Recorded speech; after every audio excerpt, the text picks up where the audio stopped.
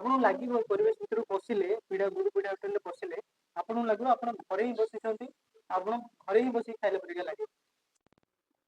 ଗୁରୁ ପୀଢ଼ା ହୋଟେଲରେ ଆସିଲା ପରେ ଆମେ ଦେଖିଥିଲୁ ଆଉ ସ୍ପେଶାଲ ଥାଳି ମଗେଇଥିଲୁ। ଆପଣ ଦେଖିପାରୁଥିବେ ଗୋଟେ ଥାଳିରେ ବହୁତ ପ୍ରକାର ଆଇଟମ୍ ଅଛି। ମୁଁ ଏଇଟା ନନଭେଜ ମଟନ୍ ମଗେଇଥିଲି, ଟ୍ରାଏ କରିବା ଗୁରୁ ପୀଢ଼ା ହୋଟେଲର ମଟନ୍ଟା କେମିତି ଲାଗେ।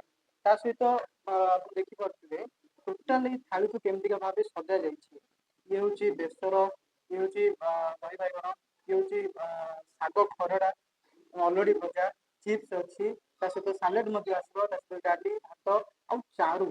ବ୍ରହ୍ମପୁରରେ ଆପଣ ସବୁଠି ଏଇ ଜିନିଷ ପାଇବେନି।